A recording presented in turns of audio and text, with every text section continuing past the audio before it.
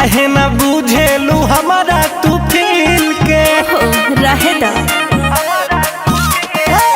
होली में साली जी तू रजनी दिल के काहे ना बुझेलू हमारा है फील के अब रंगे द जहाँ ऊंचा खाला लागता सुनी जीजा धीरे धीरे डाला हमरा पहला लहकता जीजा धीरे धीरे डाला हमरा पहला लहकता जीजा धीरे धीरे डाला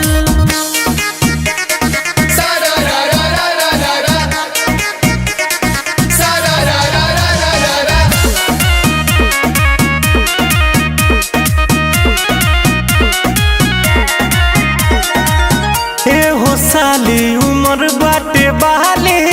तू ही बोला कहाँ कैसे डाली ना ना रहे दो हरदम होली में डालेला चोली में दाया जला तो हर बोली में हंसो खोलबू न लहंगा के ताला लागता जीजा धीरे धीरे डाला हमरा पहला लहकता जीजा धीरे धीरे डाला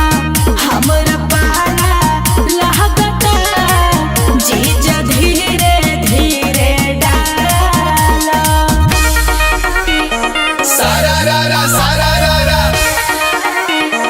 सारा रा होली है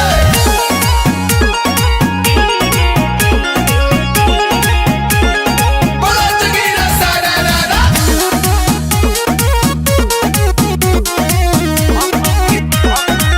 हंसो के होली के फायदा उठा लो रितेश गौतम से चोली भेजाला अच्छा ठीक बा ना पिचकारी से ना बरियारी से डाली जगह पर बारी बारी से